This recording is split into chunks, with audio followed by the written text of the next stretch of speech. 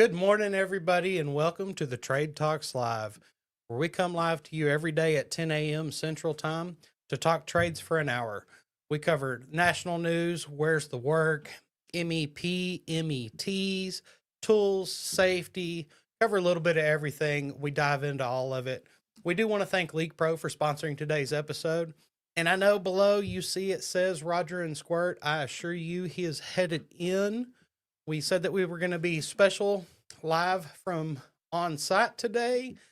Some things have kind of shifted around this morning, and Roger's en route here, so he'll be showing up here pretty soon.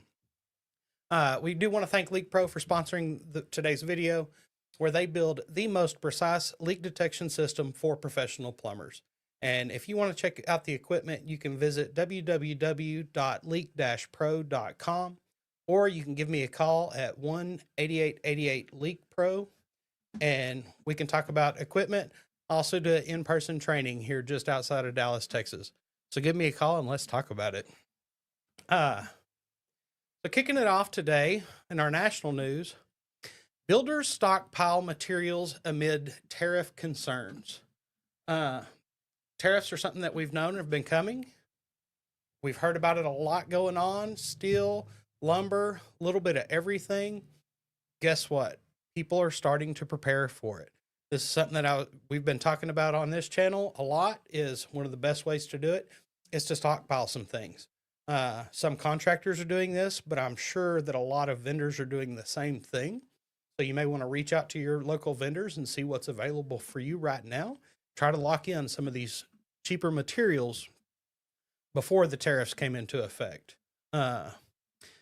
So contractors are stockpiling lumber, windows, and steel due to potential new tariffs on imports from Mexico, Canada, and China. And guys, we've known it's been coming, and it's going to be more and more part of our daily lives that we're dealing with on construction sites and these materials. Developers are concerned about rising home cost and project delays. Tariffs came into effect already, and it's affecting home builders for sure, creating some delays, but you're going to have to try to do everything you can to keep your projects on time, because some delays cost serious money. So you want to keep an eye out on that for any projects you've got going. Some states are working on local sourcing to counteract dependency on imports. This is actually becoming a big thing. Like I was saying about vendors in your area like that, reach out to them, talk to them, see what they're stockpiling.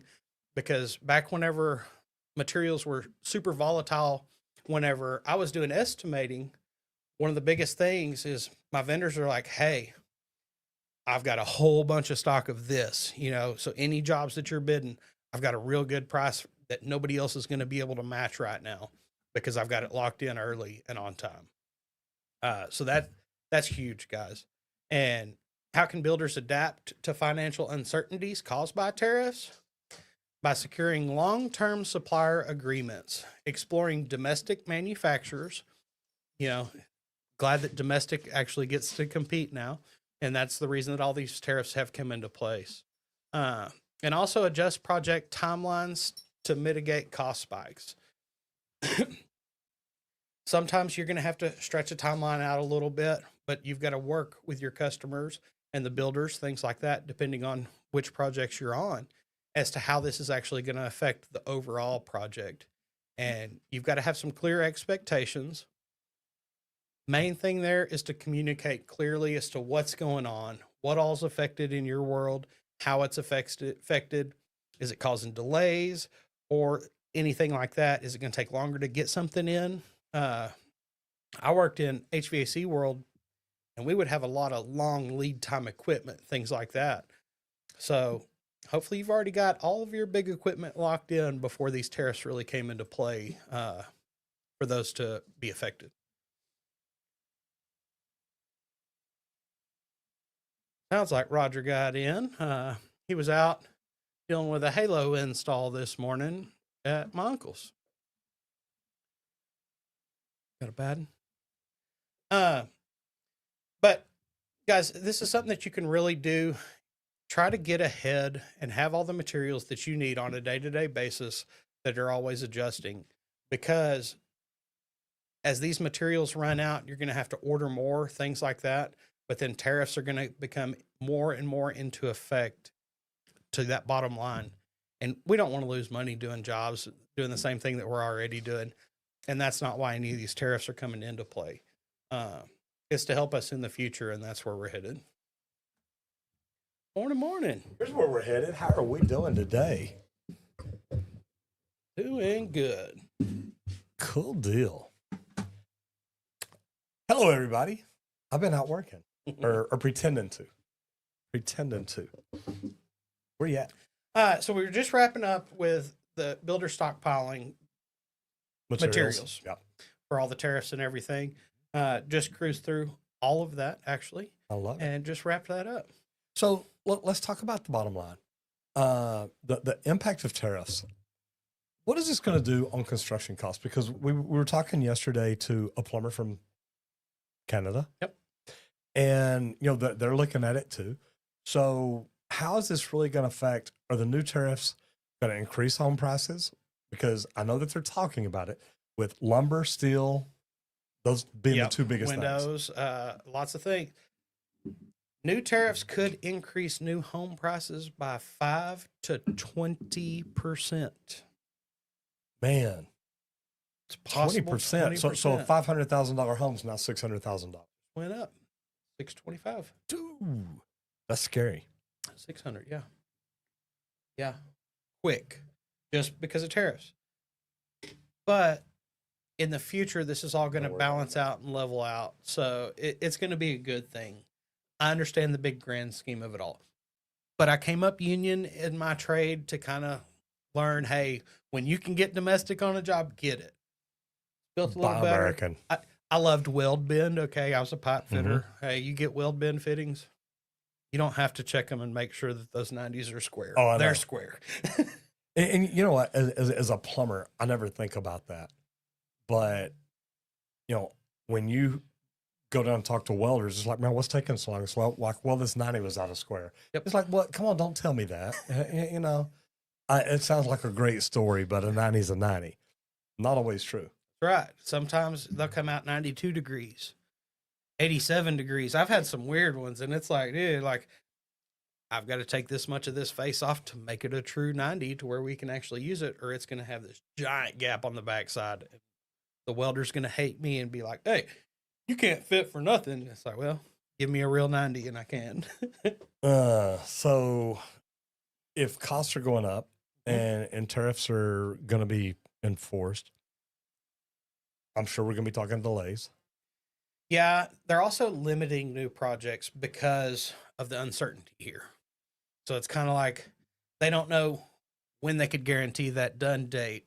So they're kind of being hesitant on signing new contracts for new projects because they're not real certain for sure to lock in on some of these things. Now, not on all the world, a lot of big projects. I don't think this is going to create any big delays because, well, big jobs just keep moving. But some smaller projects, things like that, I can see them holding off on some things because of.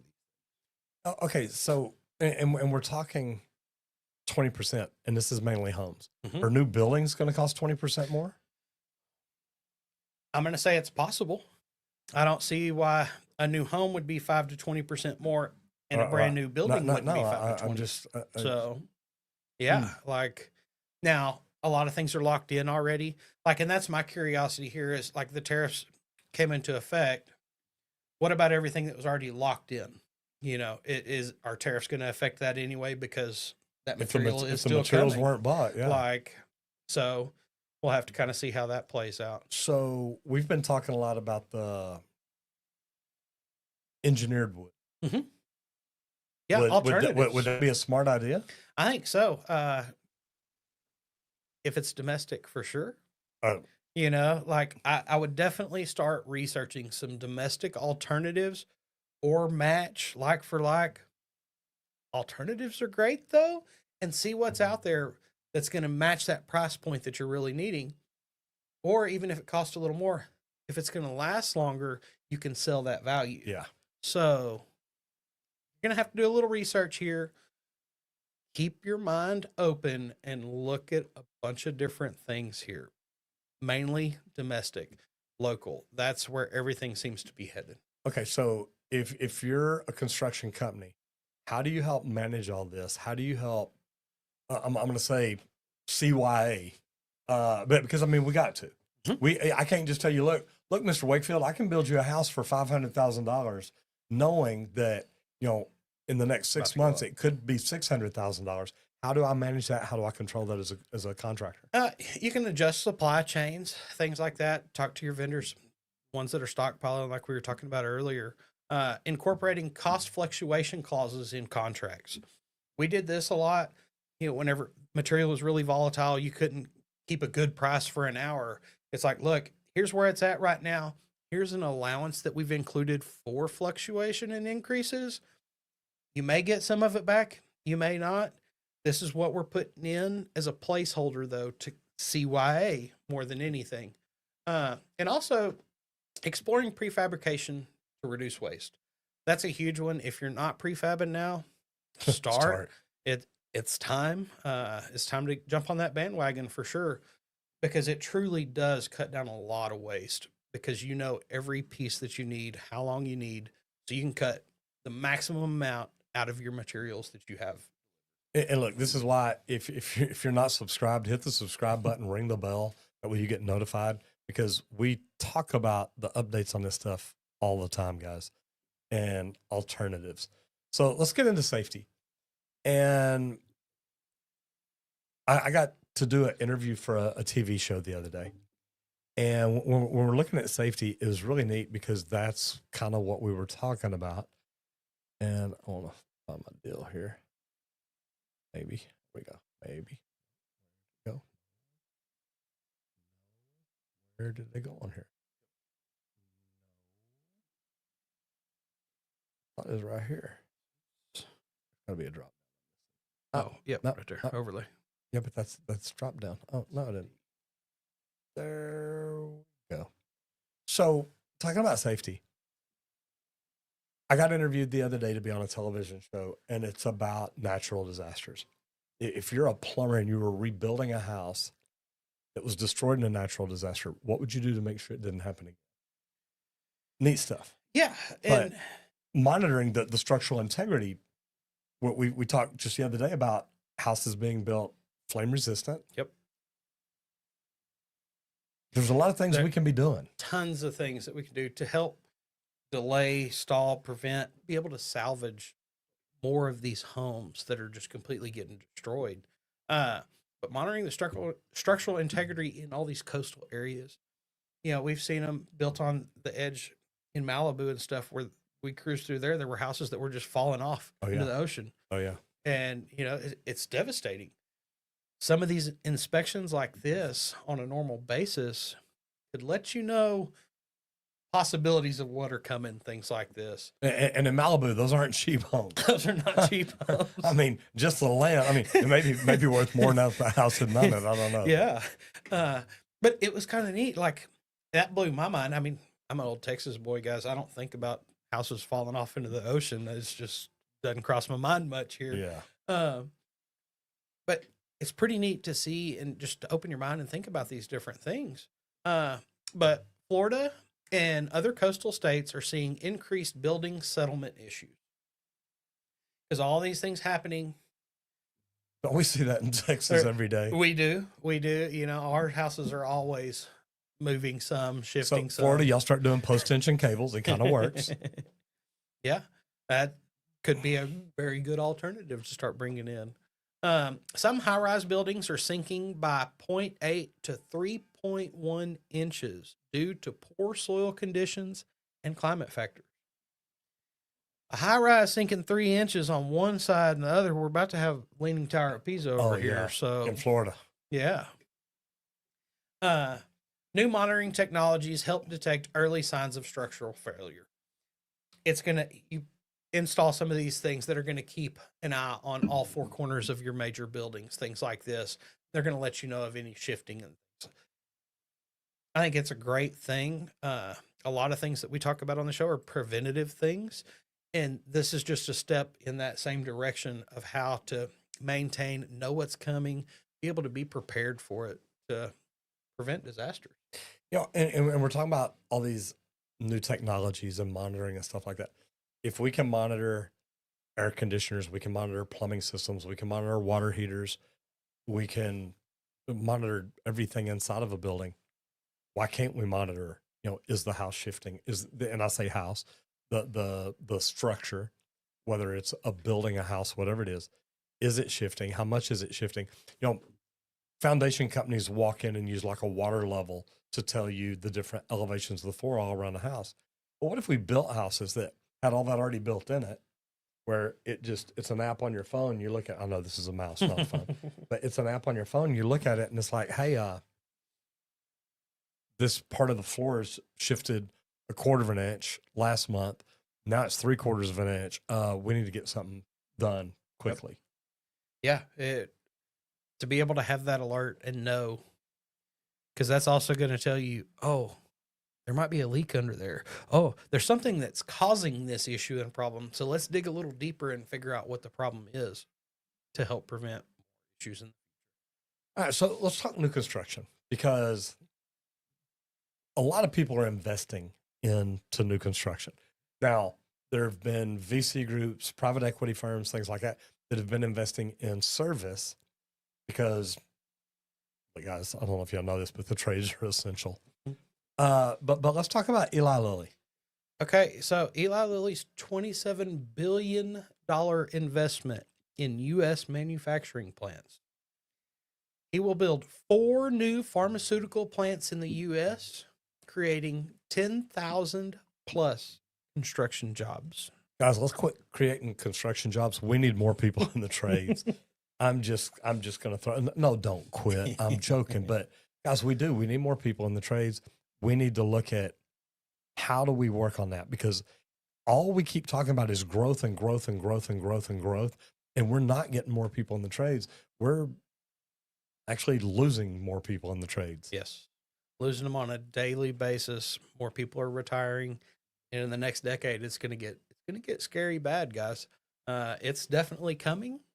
And our tariffs, what are we going to try to do? We're going to try to build more here, manufacture more here. That's great. We got to be able to build those buildings, though, so that we can do all that building. Now, do we know where these pharmaceuticals are going? Because, guys, look, there's a lot of money in pharmaceuticals. I don't know if y'all know that. A pill that takes them $1 to make, they sell for $800. So. I don't know. I'm not sure. Okay. Manufacturing expansions expected to increase demand for specialized HVAC and clean room construction. We know a little bit about clean room. We do. And that takes some serious HVAC for sure. It does. well, yeah. Especially, clean rooms.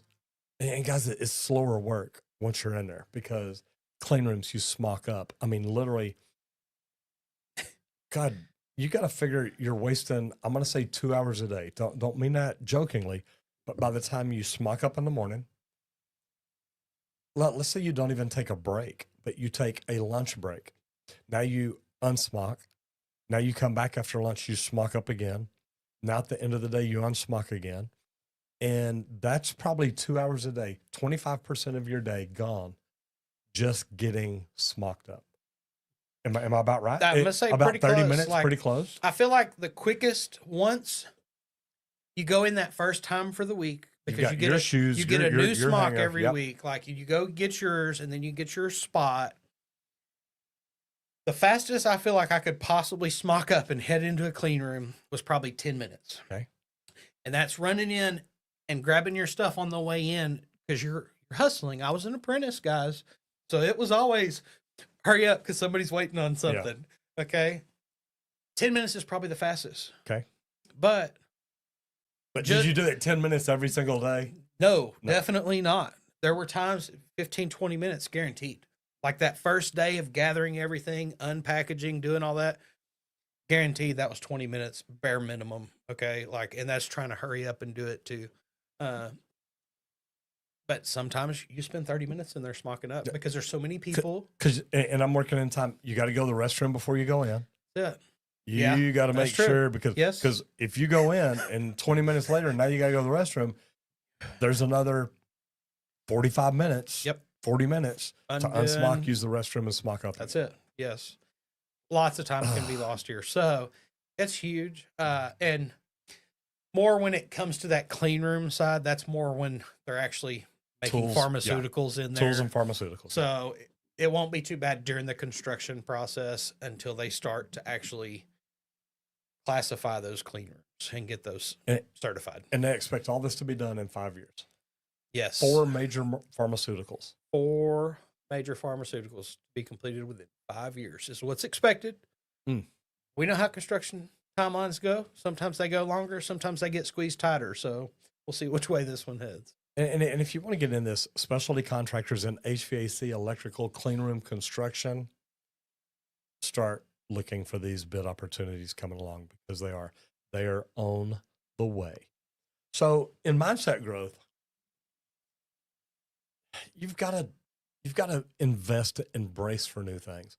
I mean, we go to trade shows to learn about new things, but we're just learning. Warren Buffett says, "Look, I study new stuff, not so I know everything about everything, but so there's less I don't know anything about." When we go to trade shows, we see new stuff, so there's less that we don't know anything about. But technological advances in welding. Now, you've been checking out some stuff here lately, welding different things. I have, and even during my apprenticeship, we saw this coming to light kind of on the early stages, but robotic welding, it's increasing production speed and consistency.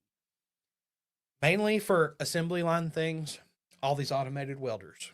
Okay. We worked clean room. It was all clamp this onto the pipe and then push that button. It was automatic welding.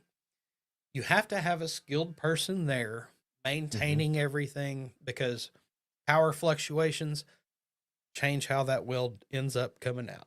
So you've got to keep an eye on things. So you do have to have a professional there. But guys, it's speeding it up because guess what? I can be one guy running multiple automated welding machines, keeping them all making perfect welds over and over. I'm just one guy. So how many welds am I putting out? A whole lot more, a whole lot quicker. And the consistency is on point because I'm watching all the fluctuations, keeping an eye on this and maintaining it. Also, welding cameras allow better precision and safety monitoring. And, like where I'm thinking here is I've seen 7, 9 mirror welds where a guy sets up 9 different mirrors to be able to see around this corner and be able to make this weld because there's no way to physically see it. Well, if you got a camera, you can just stick over there now and watch this Live screen stream it. Yeah. and then just make the weld. Yeah, that saves a lot of time and effort because to get those 9 mirrors set perfect right where you need them to be able to now do you've that really weld. seen 9 mirrors. I mean, come on. I worked with Walter Joe Kelly. I have. Hate to say it. And that man he welded for a lot of years, guys. He did. And you see, he got quiet real quick. Like, okay, yeah, you No, probably did. I know Joe Kelly. Because it's just intriguing at watching this man do some of the things he did. But also, my favorite, something we talk about a lot on here, is this augmented reality. Welding training, it's making everything more effective. Less waste, things like that. You can actually practice and do it over and over. My favorite, I studied, I got my weld cert and everything. Spend so many hours in that booth. Get distracted, blow out a tack or something. Well, dang it. Now I got to cut everything apart, go back and regrind everything, get it all perfect again. Just needs a reset retack it. You just needed a reset button. Augmented reality, guys, there's a reset button. Start over. Oh, no, let me back that up. Let me back that up 10 seconds or whatever, and then pick it up. So what do current welders need to do to adapt to these changes? I'd say get certified in the robotic welding, and also use some of this AR to improve the skills that you already have. You can make it a little better. And I'm thinking, a lot of things where we talk AI a lot, you're going to be able to get AI to break down your weld for you, tell you what you were doing wrong. Boom. Okay, let me try that again. Oh, my step speed was too travel speed was too slow. Okay, let me speed it up. Let me slow it down. Whatever I've got to do to make a better weld and make you a better welder. And it, guys, this is, it's like pilots do this, doctors do this, everybody does this VR training, this augmented reality. And look, I started doing it with HVAC on a computer, got 10, 15 years ago. So it keeps getting better and better and better. So just keep an eye on this. This is something that, and remember, we're talking about mindset, we're talking about welding, but no matter what trade you're in, having the right mindset for growth, to learn more, to do more, to get better at what you're doing, it's what's going to help you learn and grow and just make more money. Be hungry for information. Truth. Like I feel like, you know, a lot of my apprentices used to ask me, how did you become so smart? You know, and I said, look, ask questions. If you've got a question, your journeyman's doing something, ask that question. More than likely they'll answer it, unless you've got that one that's just too busy. Ask me later. And you do get that occasionally. Write your question down and make sure to ask it later, because it's something that you wanted to know. Only way to know it is to ask it and see if they know it, or research. Yeah. All right. Leak Pro. Guys, this video is sponsored by Leak Pro. Now, Leak Pro is the most precise leak detection system for professional plumbers. I'm a plumber. I'm a professional plumber. I was doing it for years. When I started my company, I knew that I wanted to do things different. I wanted to look at how I was growing the business without just throwing money at marketing and ads. So I started working with real estate agents to do slab leaks and leak detection. Later, we got into whole house water filtration systems because I knew that I could study things and learn things that other plumbers weren't doing. But the cool thing about the leak detection is I found training out on the West Coast. I found training out on the East Coast. I went to both of them. And later I went back to the West Coast for a different type training or a different training on a different product. And that was the Leak Pro Training Center. When I found out about Leak Pro, which was about 6 years ago this last week, I was like, oh my God, I love this tool. And I had used multiple leak detection systems, and I wasn't happy with them. There was always too much gear. You wear this big cumbersome box around your neck or around your waist. You've got a cable coming from it to your probe, whatever you're using. Got another cable coming from it to your headphones. So you're dealing with all this, trying to walk through a house, bend over, work under people's counters and things like that. And it was just like, this is a whooping. So whenever I saw the guy pull Leak Pro out, I'm looking at him like, well, where's the rest of it? He's like, this is it. And I'm looking at like, dude, you just got something in your hand and a wire going to your headphones. He said, yep, that's it. And he let me put it on, and I started walking around, and I'm in a parking lot at a hardware store, but I'm walking around. I'm like, oh my gosh, this is amazing. There's no adjustments, no dials. Only thing you have is the volume control on your headphones. Here's the thing. If you want to use the most precise leak detection equipment, go check out Leak Pro at www.leak-pro.com and look at the complete kit, because that gives you the probe for outside, that gives you the sidekick for inside. But I'll tell you, I also use the sidekick at the meters, the valves, anything that I can just walk up to and touch. I love the probe if I need to stick it down underground. But the complete kit gives you everything you need and 2 sets of headphones. So to be honest, me and you were on a job together. You could be inside, I could be outside. We could be doing great things. But once you get that complete kit, you want to make sure you're trained on it. And a lot of plumbers are afraid to invest in equipment because they're like, look, I don't know how to use it. Well, invest in the training. And we have designed a center here. There's 11 leaks under a very thick slab. Small leaks, they're not easy to find, but we teach you how to do it. So you come here, you learn how to locate the lines, you learn how to find the leaks. And when you're done with that, we teach you how to isolate and find leaks on sewer lines, both cast iron and PVC. So if you want to learn more about Leak Pro, the training, contact Squirt at 1-8888-LEAK PRO. And while you're here, we'll also train you in the marketing end of it, so you learn how to make your phone ring to where you're actually making more money. So good stuff. And I love Leak Pro. I think it's been phenomenal. And from the day that I found it, I'm like, you know what? This is going to be worthwhile. All trades. Man, moving over, CTE. I was going to say something that we talk about a lot. We need more people in the trades. We need more people in the trades. CTE, Career and Technical Education, filling the labor gap. Mhm. Now, this is something that we see more in our local area. I've seen it for some of my kids' graduations and stuff. High schools and trade schools are seeing increased enrollment in skilled trades programs. I think my middle daughter, her boyfriend, I think he graduated with a weld cert, if I'm not mistaken. Okay. I know there was a bunch of gentlemen that had weld certs graduating high school, and I was just like, dude, like I hadn't even struck an art graduating high school back whenever. Didn't even know how to spell weld. Didn't know how to spell weld yet. You know, they teach that after high school, guys.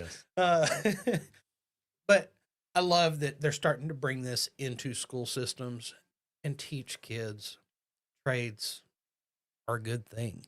Go learn a skilled trade because nobody can take that skill from you. It's a skill you will take with you forever, and it will benefit you in so many different ways. I can't even explain it.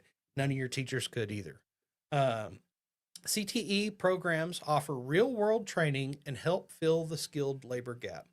And we've seen this. We've seen some of the facilities and stuff they do, the trainers and things that they build and have these guys work on. You can learn how to do the job while you're in school. And I think that's a huge thing. That's where everything's headed. All you kids out there need to know, get into a trade. There's nothing wrong with it. You don't have to go into college and just sit behind a desk. You can get out there and build things with your hands. Build the buildings so that people can go sit in those buildings behind their desk. I was watching this thing, and you talk about going to college. And I was watching this thing, and it was, God, I don't remember the guy's name, but he's talking to a group of college graduates. And he told him, he said, look, half of y'all that graduate, and he said, look, I'm not talking bad about college. I'm just telling you, I don't think everybody needs it.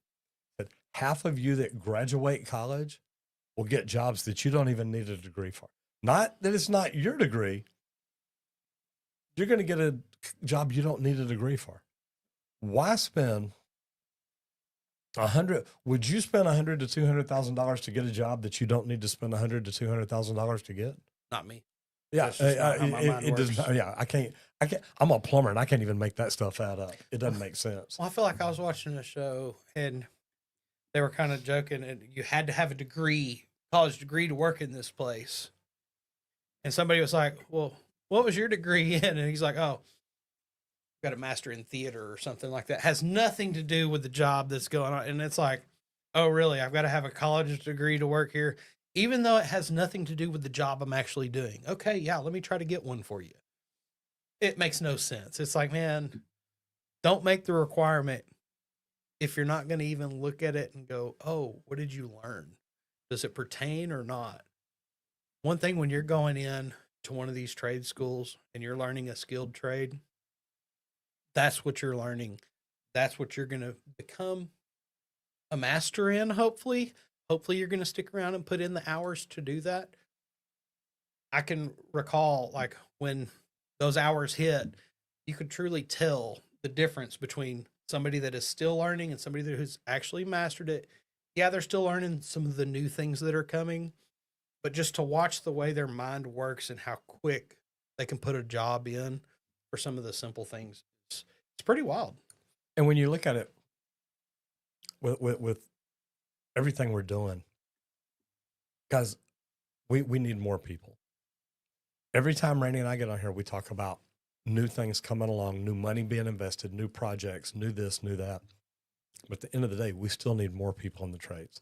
So I love it. Employers are partnering with schools to help get people in and hire them faster, put them out to work faster. And CTE programs offer the real world training. So there's a lot of good stuff there. But let's talk about laws and licenses. Navigating regulatory changes in construction. And this is something we've kind of covered a lot of these previous, but I figured we'd kind of lump some together here today. Uh, New state building codes are going to impact HVAC efficiency standards in 2025. Something we've kind of been learning at the shows and everything. Everybody is making something more efficient than what it used to be, guys. And we're finally hitting that time that it's time to make that next step. And if they're not making it more efficient, they ain't gonna be around very much longer. That's it. They're going to become obsolete soon. Also, OSHA's increasing fines for repeat safety violations this year, and that's big because it's mainly for repeat offenders. If you're not learning and teaching the right things because of the fines and issues that you've already paid, they're going to try to weed you out, because that's not what we want. We want somebody that's trying to become safer, trying to do the right things on a project. We want all our jobs to go in with 0 injuries. Okay. That's where we're headed. I used to think that was a crazy sounding thing, but I've seen some jobs with tons of man hours, 0 incidents. Mm-hmm. It can be done if everybody is paying attention and doing the right thing. So don't get caught by this. Also, one of our favorites, some states are pushing for national contractor licensing to simplify cross-state work. And this is going to be different on every different level, I think, of construction and things. But people are trying to push towards making this a reality where it's easier to work across these state lines. And I think it's huge for whenever there's devastation, when these big storms come through, things like that. We need extra people to go out and help these areas. This is going to make it a whole lot easier for people to be able to volunteer themselves to go and help. So I think that's big. And we had Terrence Chan in here yesterday, a friend of mine, plumber, Canada.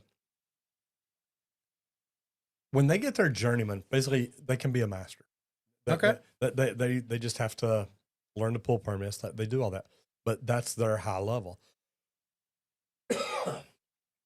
My favorite thing about talking to him and what he said yesterday is he's over in British Columbia, Vancouver, far left side of Canada. When he gets his plumbing license, he's licensed to work anywhere in Canada. He can work in Toronto, far east side. And it's like, man, why haven't we stepped up and done something like that? Because a national certification to me is a no-brainer, y'all. It's something that we should really be looking at. How can we make the world a better place? And that does it right there. Go ahead. Yeah. A nationwide, I'm a pipe fitter. I can kind of work nationwide. I don't have a license per the state or anything like that. As long as I can go out and prove that I know what I'm doing. Most people just let me work because it's a lovely thing. But think if there was a national license that I had to prove, hey, I know what I'm talking about and what I'm doing. I don't have to prove nothing. Here's my license that says I know what I'm doing. Now, just like we always talk about, we know it's going to be a little different. Frost lines are different throughout the country, things like this. Roofs are going to need to be a little different, things like that. Framing for earthquake areas and not, it's all going to be a little different. So we understand these things, but the key is that's going to be part of the training, I would think, for this national license is, you got to learn that it's different in these different areas and zones of our country. Make it a part of the test. You want to know that they know it? Guess what? Do your part to get your portion added into that test also. And I think it's a smart idea. I think that literally it will help. Number one, it helps us as a country because now if there's a problem somewhere, we just put out a call. It's what the union does. If the union in New York, if they landed a big job and they're like, we need to do a whole lot of new things, we need to do this, we need to do this, it's not hard for them to do. They put out a nationwide call and say, okay, here's what we need. And it does. It works for them. It makes sense. Why don't we do that? I mean, let's look. A lot of things we do in open shop, we learn from the unions. The unions got us 40 hours a week. The unions got us overtime over 40. The unions got us a whole bunch of things. Guys, the unions are set up where a welder and even a pipe fitter can just travel the country. I mean, we can go to work wherever the work is. And it's what helps them grow. So just something to think about. And as a welder, you may have to take a weld test to weld on that specific thing. Absolutely. No, you're going to have to. You're going to have to. So why not just create this little test for, oh, you're from out of state. Here, you got to take this test real quick so that we know that you know what to do here. How deep do you bury the water line and sewer line? Like, that's it. Like, I mean, it's not hard, guys. So we make it sound like this big, horrible thing. Oh, no. It's well, not. we couldn't do what we wanted. Yes, you can. We don't want the national license to take away every state's decision-making for their state. No, not at all. Create your own little certification for your state for them to be able to work whenever they come. All right. Business training. Now, this is one that I love because this is enhancing project management skills. And what is it? PMI, Project Management Incorporated, something like that. I got to go through a one-day seminar with them. And it was really neat because I love and I'm going to say the games they played. They did a training that was really a gamification thing. But I picked it up really quick as to how to win it. And it's communication. But poor scheduling and budget mismanagement causes 80% of project delays. Guys, poor scheduling and budget mismanagement. Now, when you're a superintendent, a senior superintendent on a big project, you don't just depend on your PM. You learn to look at the numbers. You learn to go in and say, hey, wait, you didn't give me enough hours here. Hey, you put way too many hours over here. And I got really good at it. But scheduling, you've got to be able to stay ahead of your men. And that's normally where the scheduling problem occurs. Normally the GC's on schedule. Where we run into problems with trades and where we end up losing money is that we either don't have enough men or even sometimes too many men. And that's what kills you. So you've got to learn to look at that. But construction companies are adopting AI-powered scheduling tools to optimize the workflow. Guys, AI is going to run everything. And it was neat. I was on the Marketers Cruise here a while back, and Mike Filsaime, one of the smartest guys I've ever met, is talking, and he says, look, you're going to need less employees because you're going to need more managers that can manage AI. Yep. Go ahead. That's what I was about to say is, you say AI is going to run things. Yeah, it's going to run things, but there's going to be somebody there talking to that AI, making sure that it's doing everything it's supposed to be doing. So it's not really AI is going to be running it all. AI is going to be the tool that one person can use to manage more things now, which means we need less people in those positions, which is great because then, hey, guess what? We can put them in the field, right? Yeah. It could be. Some PMs I know came from the field, would love to roll back to the. And some PMs just want to hang out in the field because they want to see what it's like to be a real man. That's it. I don't mean that bad, but I've been around those too. Okay, and another big one is soft skills. And I love. Look, Julie calls them human skills. I love that. Luckily, I was married to somebody that taught etiquette and protocol, so I started learning soft skills a long time ago. Yep. Human skills, but learning things like that for communication leadership becoming more valuable for project managers. But not just project managers, guys, the superintendents, the foremen, the people in the field. If you learn these human skills, you learn emotional intelligence is one of the smartest things you could ever study, to where when you look at somebody by the way they're standing, you can tell, hey, is everything okay? And I remember that one morning as a superintendent coming in, I'm doing my morning meeting, and one of the foremen got pissed off and started screaming and yelling. I'm like, okay, guys, look, y'all go to work. And I grabbed him aside and said, man, what's up? This didn't like you. And he lost it. He started crying. He said, I'm going through a divorce. I said, I get it, but we can't take that out on the man. I said, look, I'm going through one too. He said, what? I said, yeah. He said, I would have never known. I said, you shouldn't know. He says, I don't understand how you do that. It's like, man, when I climb out of my truck and walk on this job site, I'm not married. I'm not divorced. I'm not nothing. I'm at work. I've got a job to do. And he said, how do you just turn it off? I said, it's not easy. But you've got to understand that when I get back in that truck, that problem's right there waiting on me, and I can think about it all the way home. But I can't let that affect my day. And learning how to do that, learning how to communicate with people, it really is, guys. It makes all the difference in the world. And we're going to talk about now vehicles again. We talk about electric vehicles a lot. Yeah, we do. It is becoming a big thing. There's a big push for it.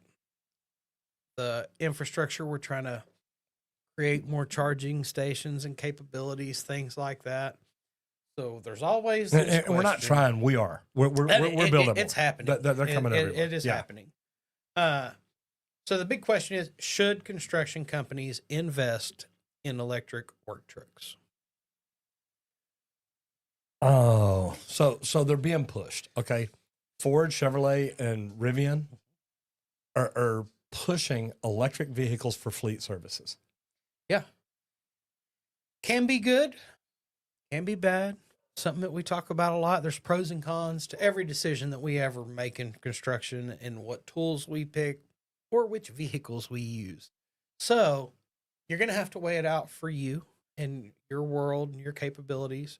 Some of the good things: electric trucks have lower operating cost, but they are going to require job site charging infrastructure. Okay, now, well, and let's stop and talk about that because when I hear fleet services, first thing I think is Amazon. Okay. One of the biggest delivering fleets I've ever seen, heard of, or known of. Mhm. They're not electric. Nope. Why? Well, they also sub things out because I could go deliver Amazon packages also. You show up delivering my Amazon, I'm calling the police. I'm gonna say I think I got a porch pirate, but Call he them. dropped something off. Something's wrong here. I'm afraid to open my package now. No, there is, because I see all sorts of vehicles that come and drop off Amazon packages. Now. It's not just the Amazon fleet. Remember, Per se. I had a young lady drive up the other day, opens the back of a hatchback, and she's probably got 50 packages. And she's like, look, I'm sorry, it's going to take me a while to find it. I said, no, you're good. No problem. And man, she went digging through there and handed me 2 bags. And even one of them, I said, hey, this isn't in me. I grabbed the wrong one. But yeah, there's a lot going on there. There is. Somewhere that I see this a lot is mail. I do see a lot of mail vehicles kind of switching to EV. Not actually- female vehicles, just male vehicles? Just mail, like postal. Oh, mail. mail. Postal services. I thought you meant US. mail like mail. Postage. There we go, USPS. USPS or mail distributor. Usps. I see a lot of those, a lot of things headed towards electric, but hybrid models offer a compromise between the fuel saving and the long range capabilities. Because one of my big why I don't ever want an EV vehicle is I like to go do road trips, long distance road trips. I'll drive to the West Coast or the East Coast. It don't matter to me. I'm happy doing that. I don't want to stop and charge my vehicle every 250 miles though. I'm going to Austin today, and that would be like right at the limit. Exactly. So I'm not too big on that, but a hybrid Could get me there. could get me there, and it's worth thinking about and researching possibly. Right now, I've got a vehicle that's still going to be good for another decade before I have to think about this. But in your companies, some of the things to think about here, if you should or not, are you in the city? Do you stay local a lot? Do all your guys stay within the area that you typically work and don't go real far? I worked a lot of construction where we'd have guys drive in an hour and a half to just come to the job site for the day, and they drive home every night. They couldn't do an EV even vehicle. more. I mean, how far away is Cedar Creek Lake? I don't know. 120 miles, something like it's that. pretty good. Yeah. Yeah, it's a couple hour drive. I was gonna say old Ronnie Barkley would drive like 2.5 hours, Oklahoma. I think, every day. He was Yeah, well Oklahoma. into Oklahoma too, not You just bet. close. Yeah. And they drive that every day. EV vehicles wouldn't work for something like that. No. Maybe if it's within that 250 range and there's a charge station As long as they at don't, the job. and as long as they whenever don't the have to job drive once is, they get to the job. that's it. Or use some of the power to be able to do the job. If it's just a small thing out in a rural area, Yeah. maybe you're going to use your EV vehicle for that power. Make sure you can get to a charging station.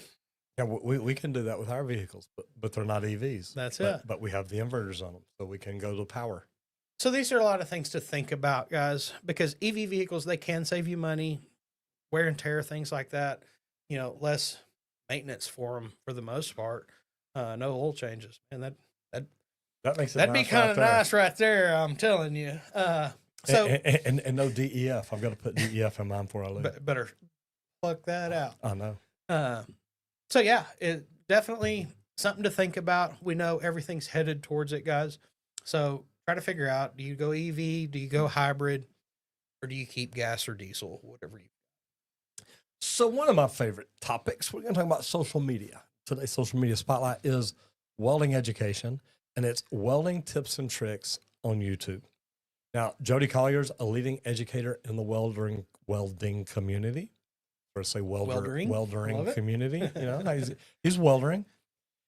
Covers real world welding challenges, equipment reviews, and technique breakdowns. And his content helps new and experienced welders refine their craft. Now, this is one that you picked, and you've worked with a lot of welders I have and some really good ones. some good ones and some bad ones Yeah, too. you know, I wasn't gonna go and call them. I'll throw them down there. I wasn't Hey, gonna go and shout them out. I'll but, run you know. over with a bus sometimes if I Yeah, have to, you guys. know. I'm sorry. So what is it you like about Jody? My favorite about Jody is straight to it. There's no hook. There's no lead in. If how to improve your TIG welding in 1 week is the title of that video, he's just going to go into it. Hey guys, if you're doing this, I'd start doing this. And he starts going into the true tips, techniques, style. He's very detailed about it too. It's just straight and to the point. There's no beating around the bush, which I love. I like people that are straight to the point. No BS. No BS. And that's baby. bull sewage, in case you were wondering. Like, that's one of the reasons this stood out to me. And I just kind of enjoy the way he does it. If you're not a welder, look it up. Watching some of these TIG puddles and him welding aluminum, different things like that, you get to see what a welder sees, and like, it's a peaceful place sometimes.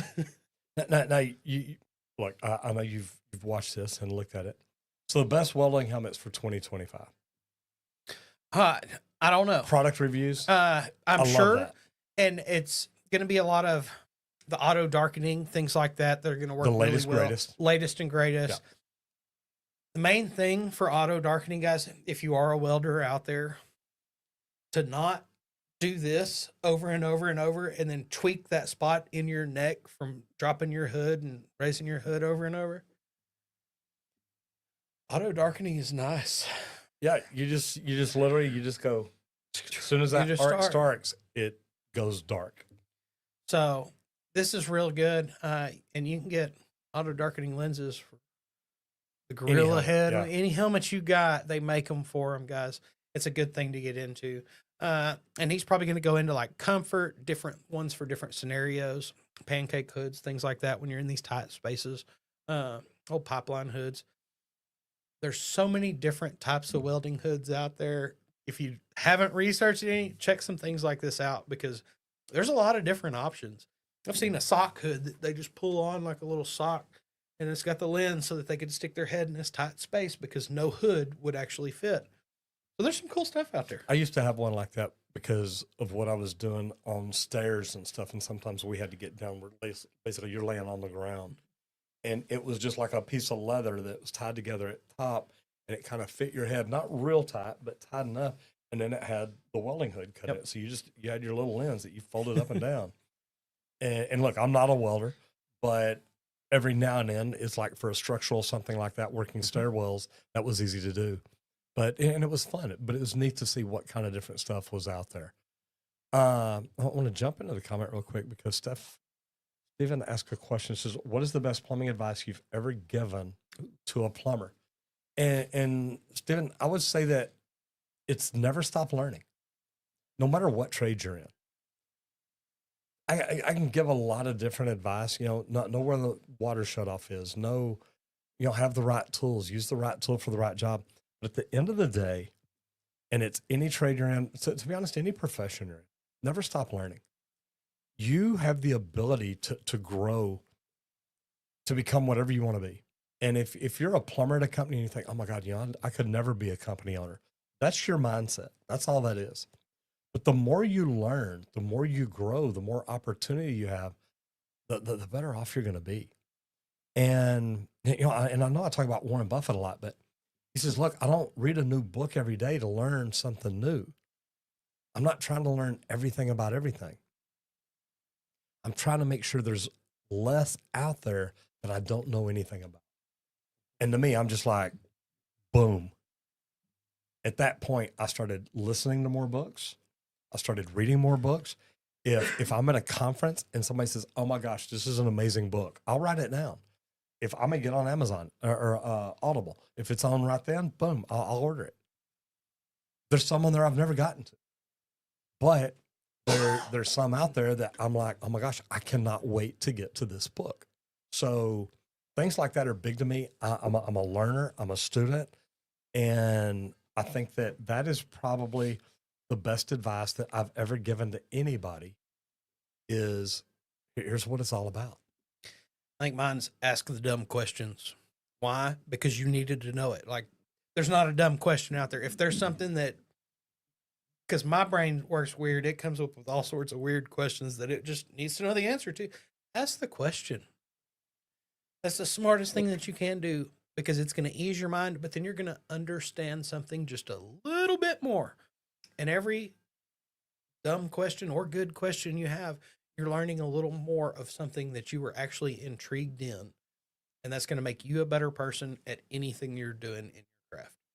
And it makes it all. Sorry, I should be right here. Here's the deal. Look, we get to do this every day.